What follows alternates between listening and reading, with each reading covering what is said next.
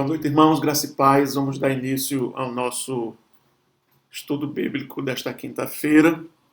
Nós vamos, antes de a gente entrar no assunto, nós vamos fazer uma leitura devocional, fazer uma oração e depois vamos entrar no nosso tema de hoje. Nós vamos dar uma passadinha hoje na soteriologia, ou seja, na doutrina da salvação.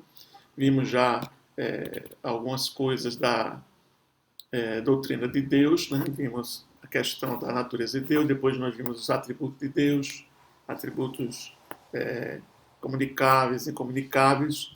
Depois a gente viu também, né, a doutrina da hamartologia, ou seja, a doutrina do pecado. E hoje a gente vai dar uma entradazinha na doutrina da salvação. Um pouquinho dela para a gente, um assunto específico dentro da teologia da salvação, para a gente refletir um pouquinho sobre essa importante doutrina da palavra de Deus, lembrando que nós estamos revisando, né, aquelas doutrinas mais elementares, né, as doutrinas mais básicas da palavra de Deus durante esse período da pandemia do Covid-19. Nós estamos em isolamento social, então nós estamos revivendo essas principais doutrinas que a gente já estudou, os irmãos já conhecem. Estamos só revisando um pouquinho aqui para que a gente possa estar recordando um pouco dessas doutrinas principais da palavra de Deus. Antes, a gente vai fazer a leitura do texto que está no livro do Evangelho de João, capítulo de número 3. Nós vamos ler os versículos 16 até o versículo 18. Capítulo 3 do Evangelho de João, do versículo 16 até o versículo 18. Na minha Bíblia tem um títulozinho chamado A Missão do Filho. Vamos fazer essa leitura devocional antes da gente entrar no estudo do nosso tema de hoje. Diz assim a palavra do Senhor. Então, sua Bíblia, né? Pegue a sua Bíblia e acompanhe conosco a leitura. Diz assim o texto.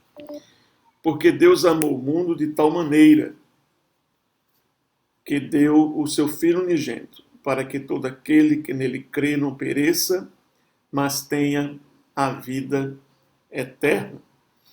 Porquanto Deus enviou o seu Filho ao mundo, não para que julgasse o mundo, mas para que o mundo fosse salvo por ele. Quem nele crê não é julgado. O que não crê já está julgado, porquanto não crê no nome do unigênito Filho de Deus. Palavra do Senhor, graças a Deus. Vamos fazer uma oração? Convido você a orar conosco. Maravilhoso Deus, te agradecendo pela oportunidade de estarmos aqui, Senhor, unidos e reunidos nessa noite para estudar um pouco mais da Tua Palavra. Teu Espírito Santo esteja nos iluminando para que possamos entender, compreender a Tua Palavra. Fica conosco, nós te pedimos em nome de Jesus. Amém. Então, convidamos os irmãos para, juntamente conosco hoje, estudar o tema As Bênçãos Decorrentes da Salvação. Que bênçãos são essas que Deus trouxe para nossas vidas com a salvação em Cristo Jesus? Nós vimos aqui no texto que Deus enviou o seu Filho ao mundo para que todo aquele que nele crê não pereça, mas tenha a vida eterna, ou seja, tenha salvação. No verso 17, porque Deus enviou o seu Filho ao mundo, não para que julgasse o mundo, mas para que o mundo fosse salvo por ele. Então nós vamos estudar hoje as bênçãos decorrentes da salvação em Cristo Jesus. Convido os irmãos para junto conosco fazer esse breve estudo. Bem, amados irmãos, vamos agora para o nosso estudo. Já está tudo pronto aqui, doutrina da salvação. E dentro da doutrina da salvação a gente vai estudar esse tema, as bênçãos decorrentes da salvação, as bênçãos que acompanham a salvação. Então, a gente vai dar uma estudadazinha nesse tema aí da doutrina da salvação, que é uma doutrina boa de se estudar, né? Fala a respeito da nossa salvação através de Cristo Jesus, nosso Senhor. Então, sempre é bom nós termos assim um estudo para fortificar cada vez mais o nosso a nossa confiança, né, a nossa certeza de salvação através da pessoa de Cristo Jesus, o nosso Senhor. Então hoje a gente vai ver as bênçãos decorrentes da salvação. Quais são as bênçãos que acompanham a salvação? É exatamente isso que a gente vai estudar hoje. Vamos ver basicamente 8 bênçãos que acompanham a nossa salvação em Cristo Jesus. A primeira delas, que a gente vai observar aqui na nossa tela, é o perdão dos pecados. Então, a primeira bênção que nós temos ao receber a salvação em Cristo Jesus é que os nossos pecados são perdoados. Nossos pecados são perdoados por Jesus Cristo. Aí, no ato da conversão, todos os pecados da pessoa são perdoados pelo poder do sangue de Jesus. Essa é a primeira bênção que a gente recebe quando nós somos salvos em Cristo Jesus. Todos os nossos pecados são perdoados pelo poder do sangue de Jesus. Há um perdão que é derramado sobre as nossas vidas através do sangue de Jesus, do sangue do sacrifício do Cordeiro de Deus, o sangue imaculado de Jesus Cristo. Ele produz em nós o perdão dos nossos pecados. E a gente vai ver isso aí no texto da palavra do Senhor, que está lá em Colossenses 2,13. Nós temos essa verdade aí escrita na palavra do Senhor. Colossenses 2,13. Né? E quando vocês estavam mortos nos seus pecados e na incircuncisão da carne, Ele, Jesus, lhes deu vida, Ele, Deus, né? Lhes deu vida juntamente com Cristo, perdoando todos os nossos pecados. Então, o que é que Deus fez quando Cristo trouxe para nós a salvação? Ele perdoou todos os nossos pecados. É isso que está escrito aí, né? Quando vocês estavam mortos nos seus pecados e na incircuncisão da carne, Ele lhes deu vida juntamente com Cristo, perdoando todos os nossos pecados. Então nós temos a certeza de que Deus, através de Cristo Jesus, do seu sangue, Ele perdoou todos os nossos pecados. Então nossos pecados estão perdoados em nome de Jesus. Essa foi a primeira bênção que nós recebemos com a salvação da nossa vida, a salvação da nossa alma. A segunda bênção que nós recebemos é a justificação. É a segunda bênção que acompanha a salvação em Cristo Jesus. O que é a justificação? No ato da nossa conversão, a pessoa, né, nós somos declarados justificados diante de Deus pela imputação da justiça de Cristo. Então, no ato da nossa conversão, ou seja, quando recebemos Jesus como Senhor e Salvador na nossa vida e, consequentemente, recebemos a bênção da salvação, a pessoa, nesse ato, nós somos justificados diante de Deus, nós somos declarados justos diante de Deus. Não pela nossa própria justiça, mas pela justiça de Cristo, ou seja, a justiça de Jesus é imputada para nós.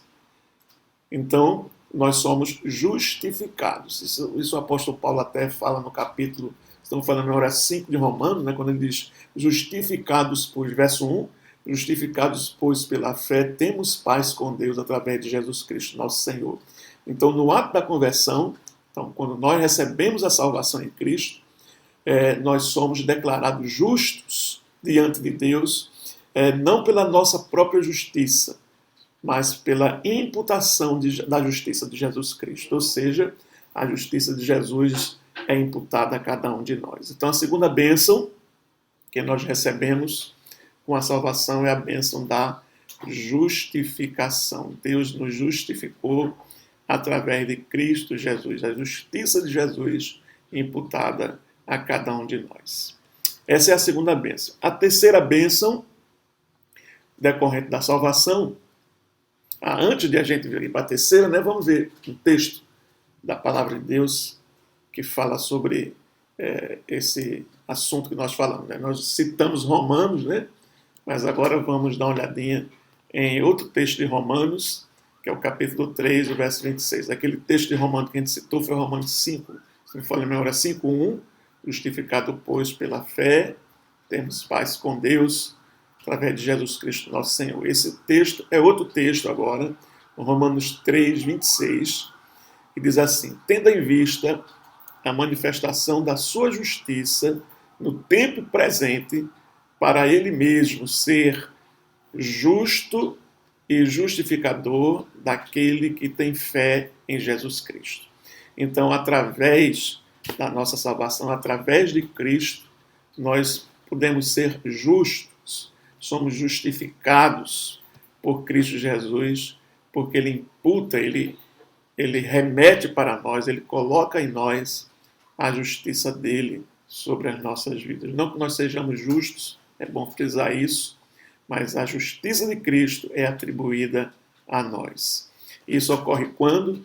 No ato da salvação, quando nós nos convertemos ao Senhor, quando nós recebemos a Jesus como Senhor e Salvador da nossa vida. Então temos aí a justificação. A primeira bênção, perdão dos nossos pecados. A segunda bênção é que nós recebemos a justificação, justiça de Cristo colocada sobre a nossa vida, nos tornando justos, nos justificando diante de Deus. Amém? Vamos então para a terceira bênção decorrente da salvação, que é a redenção. Essa é a terceira bênção. Lembrando que não existe essa sequência, né? A gente está colocando essa sequência só para fins didáticos, né? Mas tudo isso ocorre na nossa vida quando nós recebemos a salvação em Cristo. Então, na nossa disposição didática aqui, nós temos, em terceiro lugar, a redenção. O que é a redenção? É quando a pessoa, no ato da conversão, é resgatada da escravidão do pecado, é resgatada também do poder do diabo e transportada espiritualmente para o reino da luz, graças ao poder redentor, resgatador do sangue de Jesus Cristo derramado na cruz do Calvário. Então, o que é a redenção? É o resgate que Deus faz da nossa vida, da escravidão do pecado e do poder do diabo. E nos transporta, então, de forma espiritual, para o reino da luz, graças a esse poder resgatador do sangue de Jesus Cristo derramado na cruz do Calvário. Então, a primeira bênção é o perdão dos pecados, a segunda bênção é a justificação, somos declarados justos, e agora a redenção, ou seja, a nossa vida é resgatada, é pago esse resgate, né? Ela é restaurada, ela é tirada da escravidão do pecado e, consequentemente, da escravidão do poder do diabo, e somos transportados para o reino da luz, o reino de Deus, o reino de Jesus, graças ao poder redentor do sangue de Jesus Cristo derramado na cruz do Calvário. Então, quando a gente fala de redenção, nós estamos falando de resgate. Deus nos resgatando da escravidão, nos tirando da escravidão e nos tirando do poder do diabo e nos colocando agora no reino da luz. Essa é a terceira bênção que nós recebemos com a salvação. Primeira, perdão dos pecados. A segunda é a justificação. Terceira bênção, a redenção. Ok? Vamos dar uma olhadinha no texto que fala sobre isso. Então, o texto da palavra de Deus está lá em 1 Pedro, capítulo 1, versículo 18 e 19. Diz aí o texto: sabendo que não foi mediante coisas corruptíveis, como prata ou ouro, que fostes resgatados, olha aí a palavra, resgatados, aí há sentido de redenção, do vosso fútil procedimento que vossos pais vos legaram, mas pelo precioso sangue, como de cordeiro, sem defeito e sem mácula, o sangue de Cristo. Então, o apóstolo Pedro retrata aqui nesse texto claramente que nós somos resgatados, a nossa vida foi tomada, foi resgatada, foi libertada do poder do pecado, do poder do diabo, através do sangue de Jesus, o sangue do Cordeiro, sem defeito e sem mácula. E aí ele faz, né, essa observação que não foi mediante coisas corruptíveis, como prata ou ouro, que nós somos comprados, resgatados, libertados do nosso fútil procedimento, da nossa vida que a gente levava e que nós recebemos por tradição dos nossos pais. Mas nós somos resgatados, nós recebemos a redenção através do precioso sangue, do sangue de Jesus Cristo, como de um cordeiro sem defeito e sem mácula. Então, nós temos aí então a bênção da redenção. Nós fomos libertados, resgatados por Deus do poder do pecado, do poder do diabo, através do sangue de Jesus, o sangue do Cordeiro sem defeito e sem mácula. É o que está registrado aqui no livro de 1 Pedro, capítulo 1, versículo 18 a 19. Não só existe esse texto, existem vários textos que falam sobre isso, mas como a gente está fazendo aqui um resumozinho, né, para não ficar muito longo, a gente lendo muitos textos, vamos pegar esse aqui, que é um texto básico, né, que dá para entender claramente essa ideia, né, de que nós fomos resgatados, né, que nós fomos libertados, né, foi pago um resgate por nós através do sangue de Jesus derramado na cruz do Calvário, sangue de Cristo, precioso sangue, como diz aqui o texto de Pedro, como cordeiro sem defeito e sem mácula. Então, essa é a terceira bênção da salvação. Redenção, resgate. A quarta bênção que nós recebemos é a regeneração. O que é a regeneração? Olha aí, no ato da conversão, no ato que nós recebemos Jesus como Senhor, Salvador da nossa vida, a pessoa é regenerada, ou seja, transformada em uma nova criatura, nascendo de novo pela ação do Espírito Santo. Então, a regeneração é um novo nascimento. Então, no momento da nossa conversão, nós somos regenerados, né? Aí vem de geração, né? Regenerado, nós somos gerados novamente como uma nova criatura. Nós estamos nascendo de novo. E essa ação de nascer de novo é uma ação do Espírito Santo de Deus. A gente percebe isso naquela conversa que Jesus teve com Nicodemos, né? Quando ele disse que para entrar e para ver o reino de Deus é preciso nascer de novo, porém, Nicodemos não entende, ele entende esse sentido mais físico, né?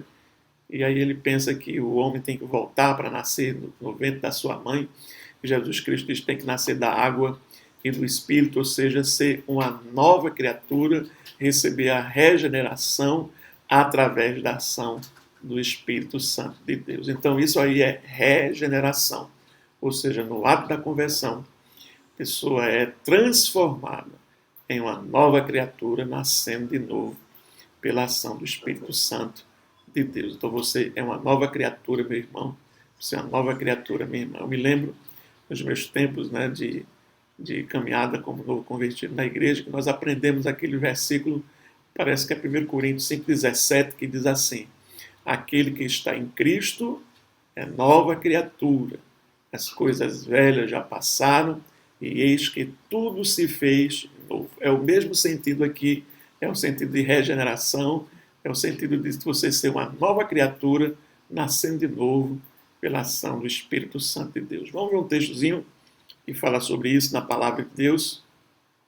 O texto que está em Tito, capítulo 3, versículos 5 e 6. É o apóstolo Paulo escrevendo a Tito, e ele diz assim: não por obras de justiça praticada por nós, mas segundo sua misericórdia, ele, Deus, nos salvou mediante o lavar regenerador. Olha aí, o lavar regenerador e renovador do Espírito Santo, que ele derramou sobre nós ricamente por meio de Jesus Cristo, nosso Salvador. Então, o que é que Deus faz? Deus, no momento da nossa conversão, ele nos regenera. Ele faz isso através desse lavar regenerador, renovador do Espírito Santo de Deus, que ele derrama sobre nós por meio de quem? De Jesus Cristo, o nosso Salvador. Então, essa regeneração é produzida em nós através do Espírito Santo enviado por Jesus Cristo, né? Então, o apóstolo Paulo diz claramente que não foi por obra de justiça praticada por nós, mas segundo a sua misericórdia, ele nos lavou, ou ele nos salvou, mediante o lavar regenerador do Espírito Santo. Então, o que é que Deus fez? Ele nos salva e nessa salvação ele produz esse ato de regeneração, de renovação, de criação de uma nova criatura através do Espírito Santo na nossa vida. E aqui diz o texto de Paulo, né, escreve na Tito, que ele derramou sobre nós, ele, Deus, derramou sobre nós por meio de Jesus Cristo, nosso Salvador. Então, aqui nós temos claramente nesse texto essa ideia de regeneração, né? De nova criatura, de um lavar regenerador e renovador, de uma feitura de Deus agora, de acordo não mais com a carne, mas de acordo com a ação do Espírito Santo de Deus nas nossas vidas. Isso é o que nós chamamos de regeneração. Tudo isso ocorre no momento da nossa salvação. Perdão dos nossos pecados, justificação, redenção e agora a regeneração, ou seja, nós somos uma nova criatura em Cristo Jesus, o nosso Senhor. Que maravilha são essas bênçãos que acompanham a salvação na nossa vida. Vamos para mais uma, para a quinta. A quinta bênção é a adoção. Que bênção é essa? A bênção da adoção? Olha aí, quando a pessoa se converte, ou no momento que você se converte, ela é adotada por Deus como filho. Então, no momento da nossa conversão, olha que coisa maravilhosa, nós somos adotados por Deus como filho. Nós passamos a ser filho de Deus. Passando então a gozar a partir daí, ou seja, a partir desse momento que nós somos adotados, de todos os direitos e privilégios inerentes à nova relação estabelecida com o Pai Celestial. Então, antes nós não éramos filhos, mas agora nós somos filhos e, sendo filho, a gente passa a ter, né, a gozar dos direitos e dos privilégios inerentes a todo aquele que é filho de Deus. Isso quer dizer também que implica em uma certa responsabilidade que recai sobre o crente de viver conforme o Evangelho de Cristo Jesus. Então, já que nós somos agora adotados como filhos de Deus, temos também que viver conforme o Evangelho de Cristo, ou seja, viver como filhos de Deus. Antes nós não éramos filhos, mas a partir da salvação nós somos adotados como filhos de Deus e temos então, passamos a gozar então legalmente de todos os direitos e privilégios inerentes a essa nova relação que nós temos com o Pai Celestial. Que antes nós não éramos filhos, mas agora passamos a ser filhos de Deus, ou seja, temos uma nova relação através de Cristo Jesus. Então, a gente passa agora a ser filho de Deus. Então, como filho de Deus, temos que ter a responsabilidade de viver conforme filhos de Deus, conforme o Evangelho. Tem um texto lá de João, parece que é João 12, né? Que diz assim: mas veio para o que era seus e os seus não receberam, mas a todos quanto receberam deu-lhe o poder, ou seja, o direito legal, de serem feitos filhos de Deus, a saber, aqueles que creem no seu nome. Isso está lá em João, Evangelho de João, capítulo 1, se não me falha a memória, o versículo 12, depois você confere aí na sua Bíblia se é isso mesmo, né? Nós, então, não éramos filhos, mas a partir da nossa salvação, da nossa conversão, nós somos adotados como filho, passamos agora a ser filho de Deus, passamos a ter, então, e a gozar desses direitos e dos privilégios de sermos filhos de Deus, filhos do Pai Celestial. Mas isso também implica em responsabilidade, né, para nós. Temos, então, que agora, visto que nós somos adotados como filhos de Deus, a ter uma vida que reflete que nós somos realmente filhos de Deus. Viver conforme o Evangelho de Jesus Cristo, o nosso Senhor. Vamos ver, eu já citei esse texto, né, de João 12, vamos ver outro texto da Palavra de Deus que deixa claro essa ação ou essa bênção, né, da salvação, que é a adoção. Texto que está em Gálatas 4, versículo 4 ao verso 7, também o apóstolo Paulo escrevendo aos irmãos daquela região da Galácia, ele diz: mas, quando chegou a plenitude do tempo, ou seja, o tempo determinado por Deus, Deus enviou o seu filho, nascido aí, filho está aí com letra maiúscula, né? O seu filho, nascido de mulher, nascido sob a lei, para resgatar os que estavam sob a lei, a fim de que, com o objetivo, né? Com o propósito, a fim de que recebêssemos a adoção de filhos. Aí o filho está com letra minúscula, né? Somos adotados como filhos. E porque vocês são filhos, Deus enviou o Espírito Santo de seu Filho, aí o Filho com letra maiúscula, ao nosso coração. E esse Espírito clama: Abba, Pai. Assim, você já não é mais escravo, diz o apóstolo, porém filho.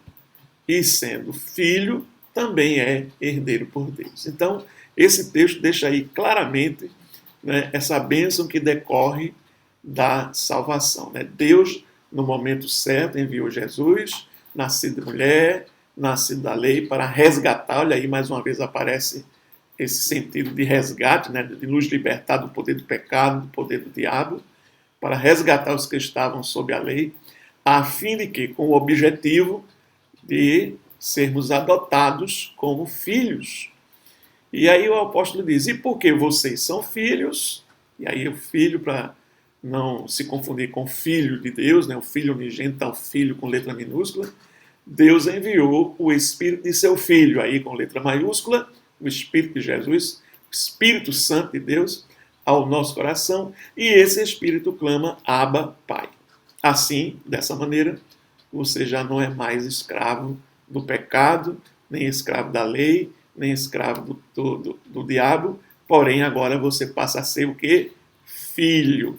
E sendo filho, também é herdeiro por Deus. Ou seja, você tem direitos legais, privilégios dessa nova relação que você vive agora como filho de Deus. Antes você não era, agora sim é filho de Deus, recebe o Espírito de Deus na sua vida, recebe a herança que está designada para os filhos de Deus, ou seja, você passa a gozar agora todos esses privilégios de ser filho de Deus, né?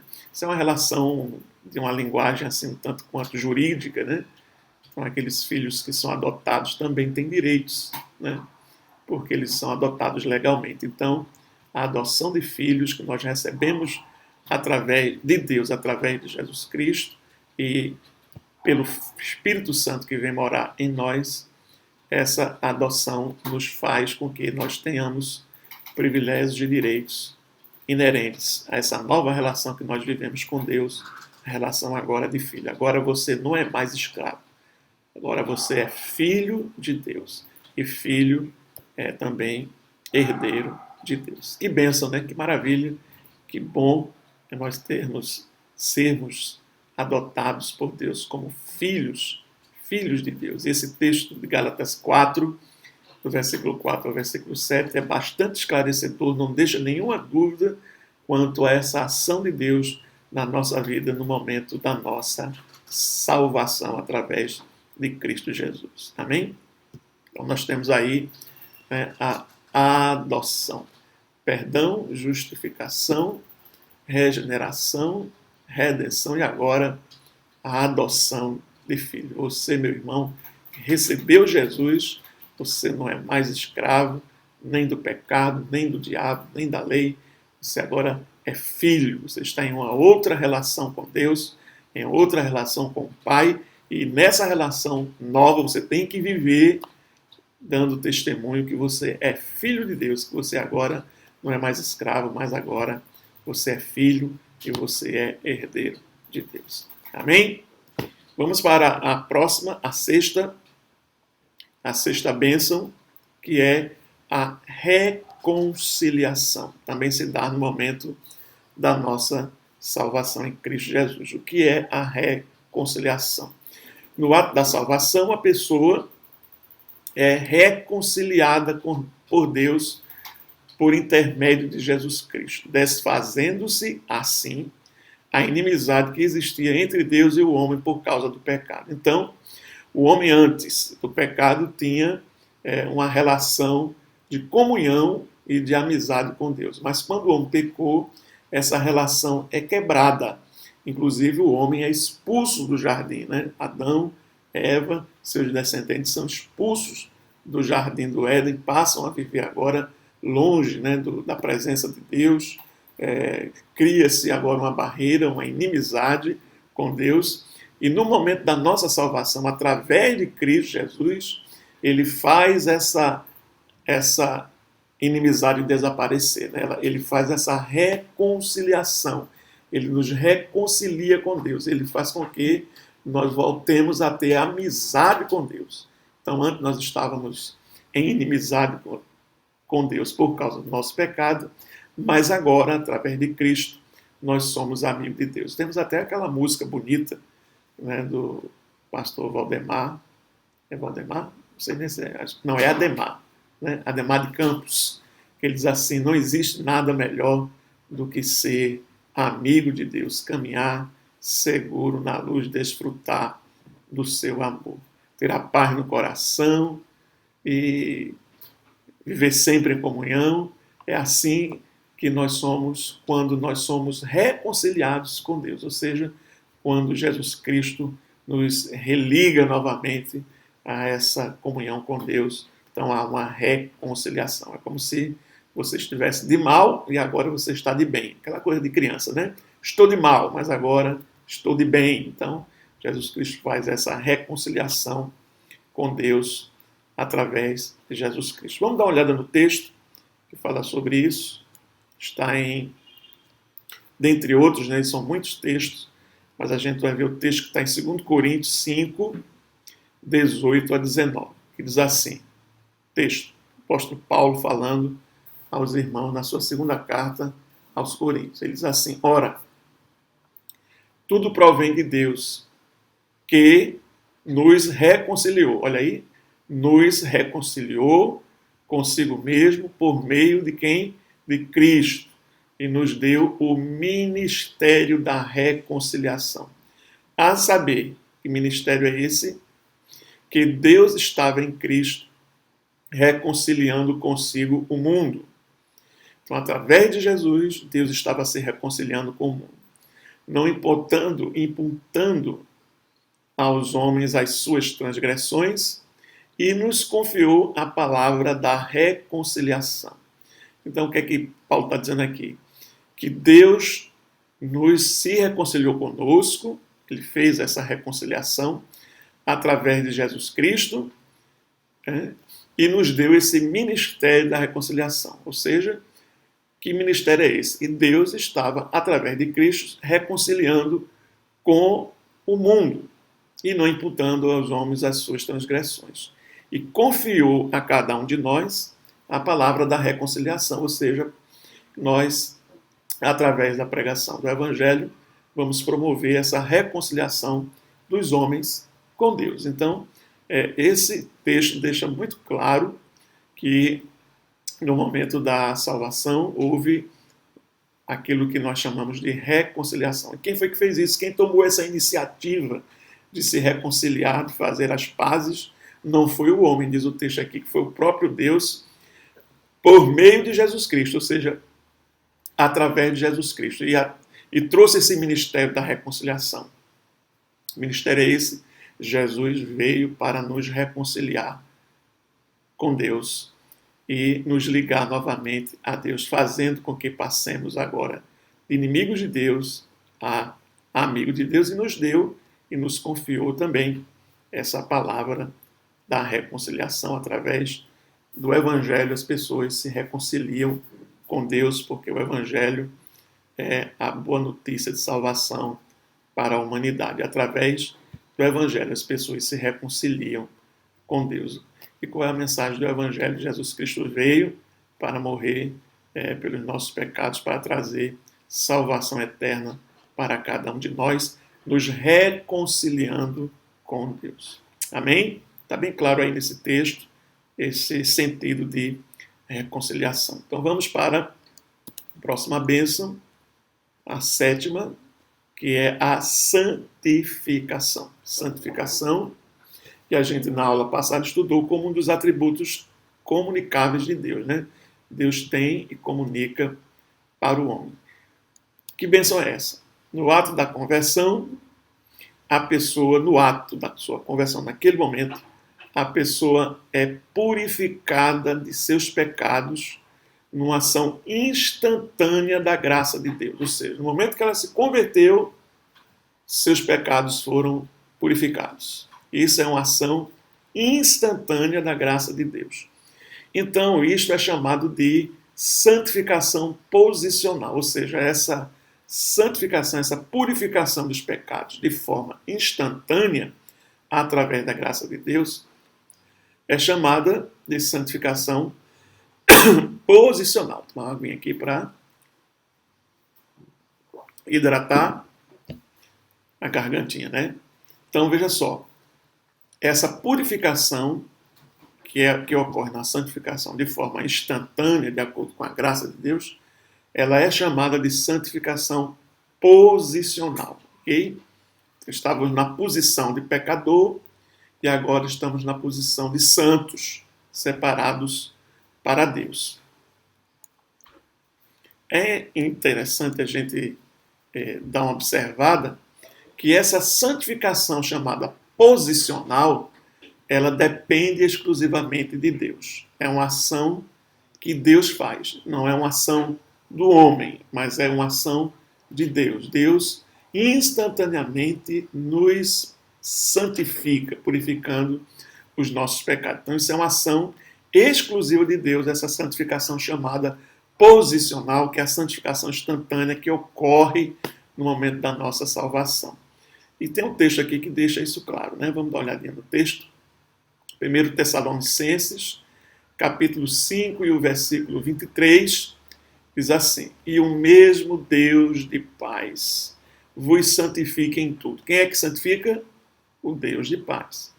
E todo o vosso espírito e alma e corpo sejam plenamente conservados irrepreensíveis para a vinda do nosso Senhor Jesus Cristo. Então, quem é que santifica? Quem é que conserva a nossa vida, né? E aqui ele usa essa expressão espírito, alma e corpo para falar da totalidade do ser humano, né? Ele diz que nós somos plenamente conservados e irrepreensíveis, por quê? Por uma ação feita por Deus. É isso que ele diz: e o mesmo Deus de paz vos santifica em tudo. Quem está santificando em tudo, quem é? É Deus. Então, essa é a santificação posicional, que depende exclusivamente de Deus, é uma ação exclusiva de Deus através do seu Santo Espírito na nossa vida, né? Deus promove, então, essa santificação na nossa vida em todos os sentidos, né? Para que nós sejamos plenamente conservados, irrepreensíveis para a vinda do nosso Senhor e Salvador Jesus Cristo. Está bastante claro nesse texto de Tessalonicenses que quem opera essa santificação em nós é Deus e não somos nós responsáveis por essa santificação.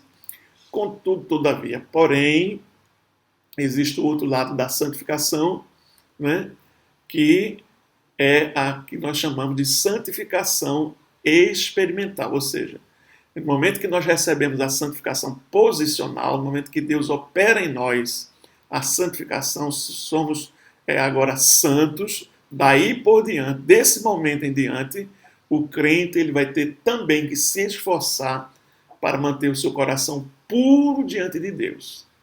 Nós chamamos essa fase da santificação, que depende do crente. Olha, a outra, a posicional, não depende do crente, depende de Deus exclusivamente. Mas essa santificação experimental que nós experimentamos na nossa vida diária, né?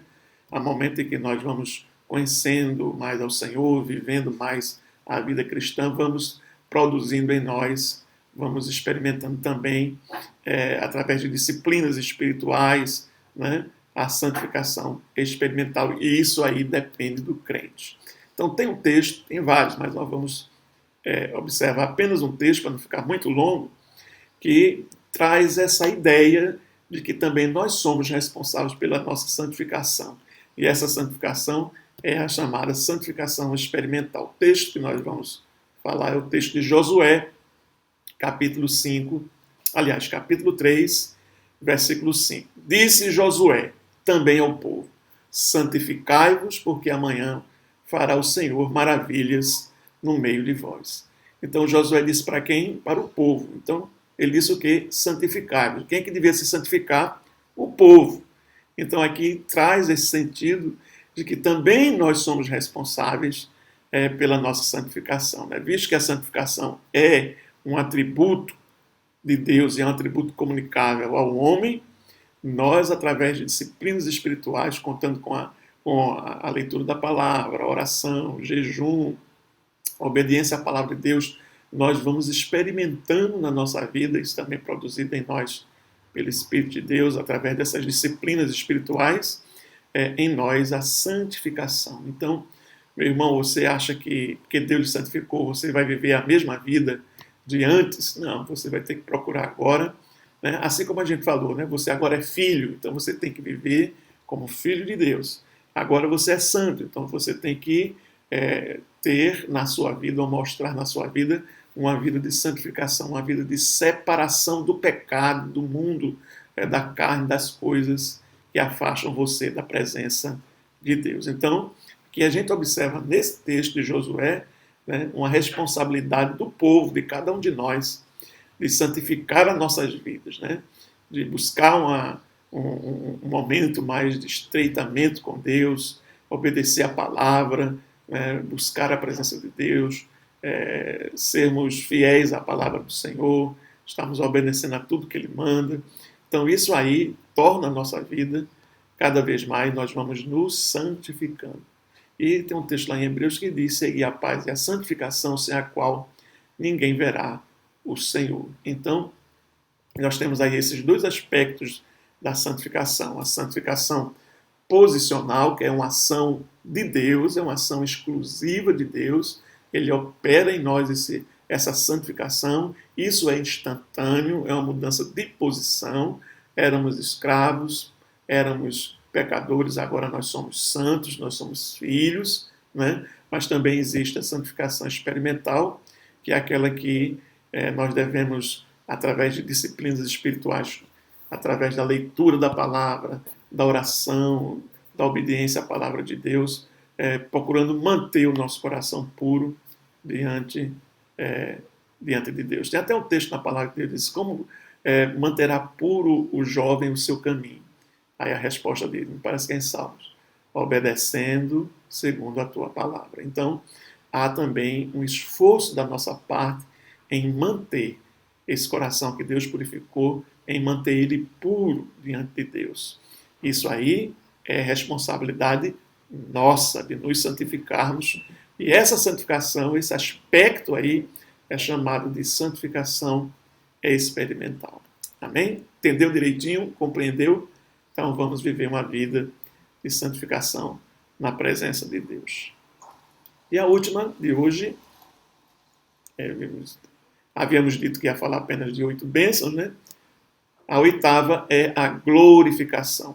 Essas outras aí a gente já ouve falar. Agora, essa glorificação, essa bênção 8, né?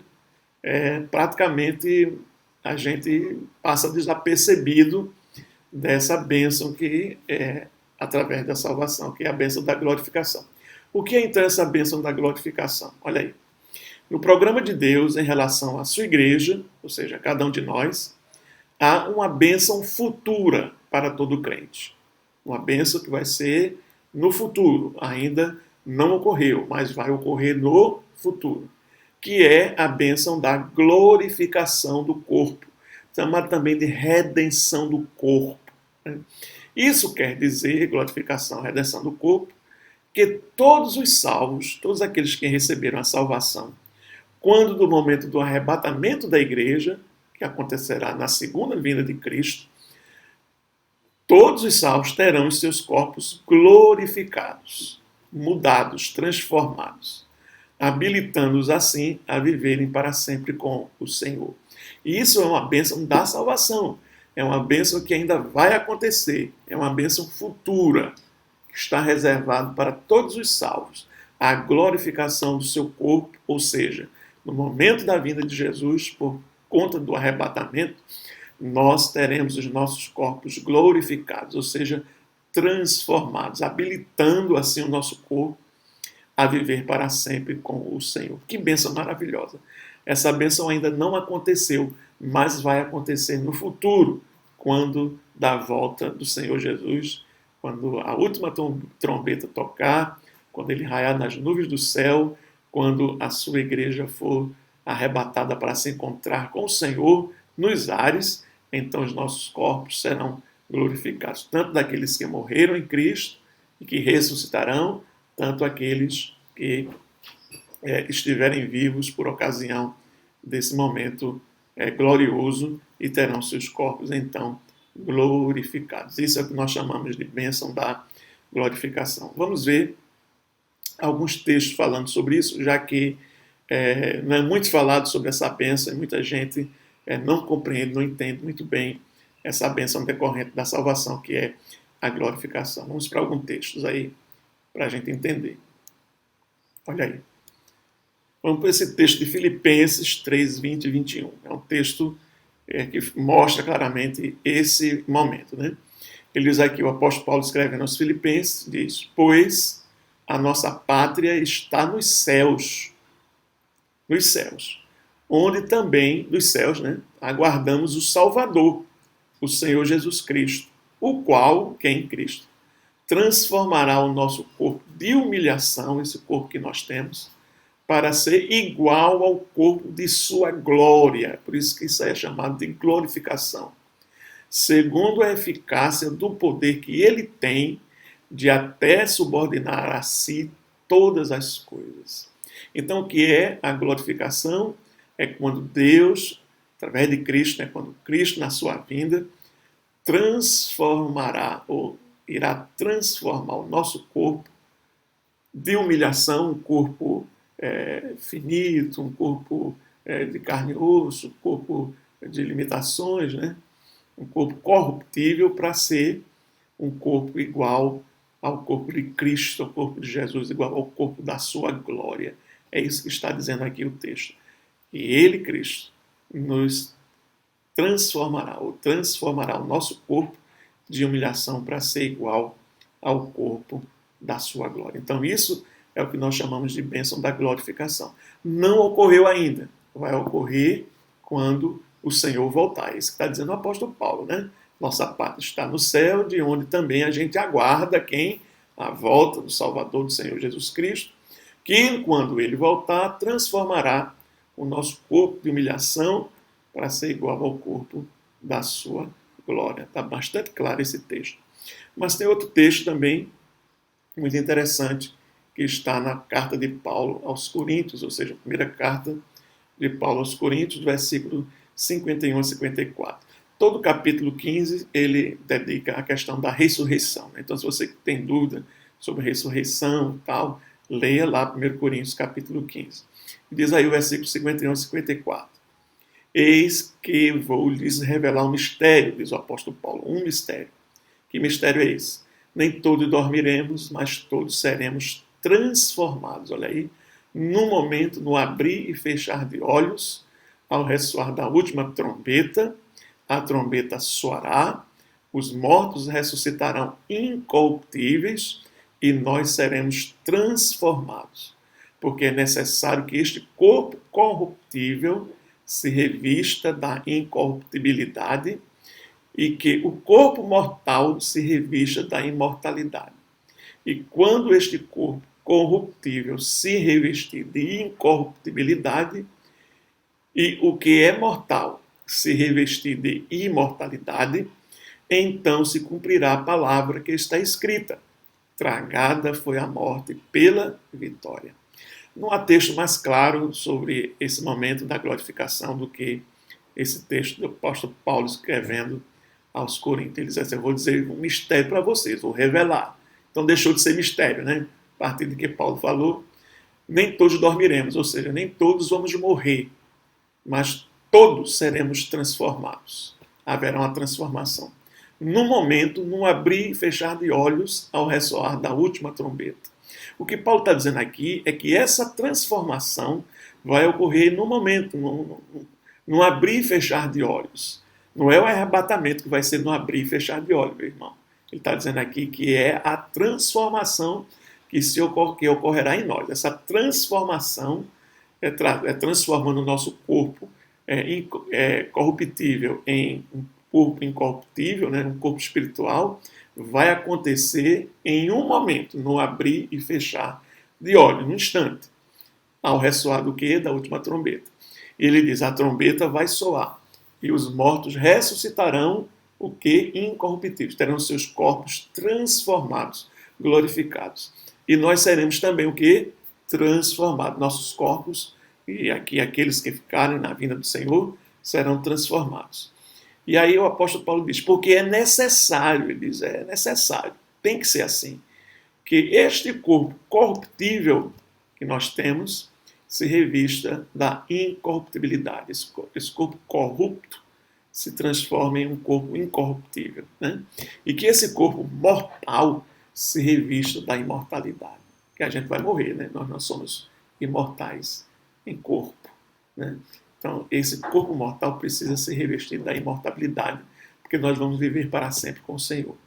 E quando este corpo corruptível se revestir dessa incorruptibilidade, ou seja, ser transformado, ser glorificado, e o que é mortal se revestir da imortalidade, então, só então, vai se cumprir a palavra que está escrita, tragada foi a morte pela vitória. A partir desse momento, nós não estaremos mais sob o poder da morte, porque nós estaremos com um corpo imortal, glorificado, incorruptível, transformado, semelhante ao corpo do Senhor e Salvador Jesus Cristo. Esse mesmo assunto o apóstolo Paulo trata na carta aos Tessalonicenses, falando também sobre a volta do Senhor e sobre o arrebatamento da igreja. Ele fala também que nós seremos transformados e estaremos então subindo até o encontro do Senhor no momento da segunda vinda de Jesus. O arrebatamento a igreja está intimamente ligado com a segunda vinda de Jesus. Para haver arrebatamento, tem que ter a segunda vinda de Jesus de maneira visível, perceptível para todas as pessoas.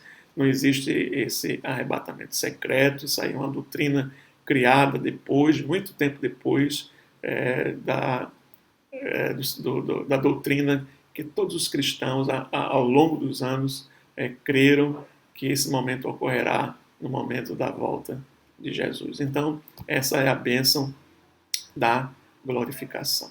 Amém? Essa é uma bênção futura, ainda não aconteceu, mas vai acontecer. Nós cremos e esperamos, em nome de Jesus. Amém, meu querido?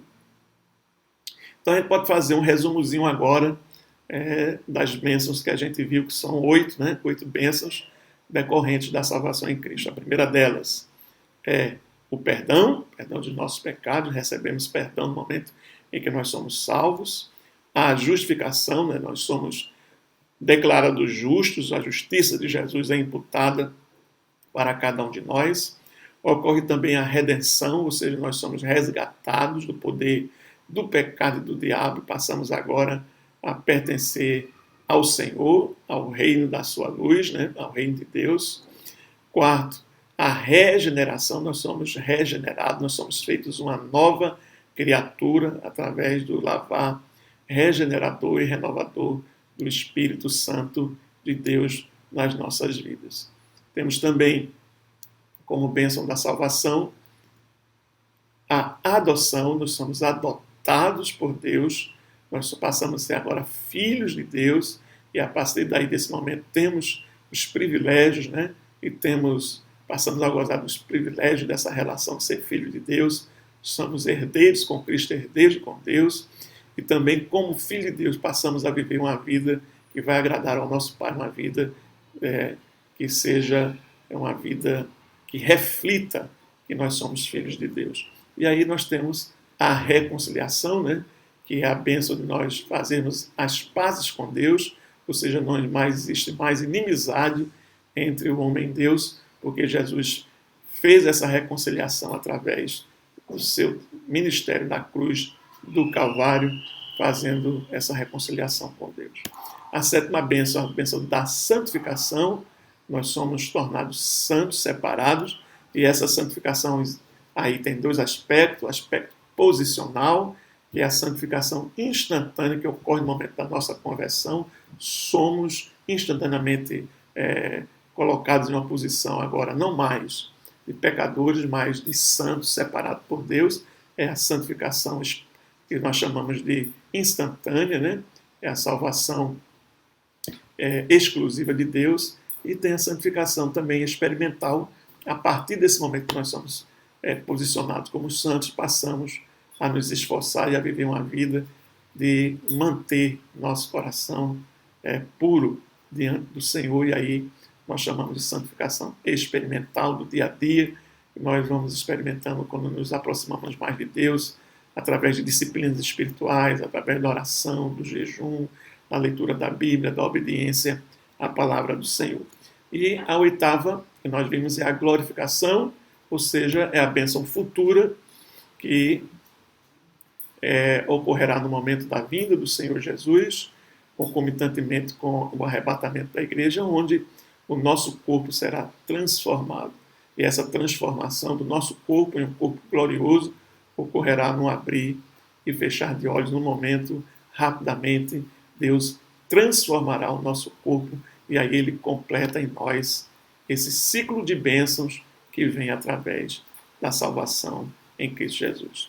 Espero que tenha sido bom estudo para você, espero que você tenha aprendido ou tenha recordado, né, essas bênçãos que nós já estudamos, nós já aprendemos, muitas delas nós já sabemos, e outras a gente não tem tanto conhecimento, né, como é a bênção da glorificação, mas a partir desse estudozinho rapidinho e de uma forma bem sucinta, nós recordamos essas bênçãos que são decorrentes da salvação para a nossa vida. Deus te abençoe, Deus te guarde, em nome de Jesus. Vamos orar. Maravilhoso Deus, nós te agradecemos por esse momento que passamos aqui de estudo da Tua Palavra. Te pedimos que esse estudo tenha sido uma bênção na vida de cada um de nós, possamos crescer mais no conhecimento do Senhor e Salvador Jesus Cristo. Dá uma noite de paz e de tranquilidade. Fica conosco, nós te pedimos em nome de Jesus. Amém. Receba a bênção, meu irmão. E a graça do nosso Senhor e Salvador Jesus Cristo, o amor de Deus, o nosso eterno Pai e a comunhão do Espírito Santo sejam sobre todos nós, sobre todo poder, sobre todo o povo de Deus, hoje e para todos sempre. Amém. Que Deus te abençoe, meu irmão. Que Deus te abençoe, minha irmã. Vamos nos encontrar agora, domingo, no nosso culto de louvor e adoração ao Senhor. E na próxima quinta, mais estudo bíblico para a gente. Enquanto durar aí esse momento de quarentena, estaremos aqui de forma virtual, através do YouTube, interagindo com os amados irmãos. Deus lhe abençoe ricamente em nome de Jesus.